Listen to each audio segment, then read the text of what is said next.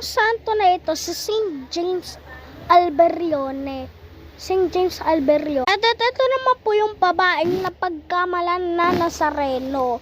Hindi niya po alam na ito po ay mad. At ito naman po yung obispo. Hindi ko po siya kilala. Nakalimutan ko na po yung pangalan. Pero basta obispo po yan. At ito naman po yung pinaka-historyng simbahan. Baraswain Church. And then ito naman po Saint Jude Tadeus. Ito naman po yung Japan na santo. Yan po sa Japan. And then ito naman po si Mama Mary. Hindi ko po mababanggit yung pangalan niya. And then ito naman po yung santo pero pinugot yung ulo. OMG. And then ito naman po si Saint Anne. And then ito naman po si Divina Pastora. Tapos ito naman yung pinakakinakatakutang lahat. Ito po si Saint, ano nga ulit po,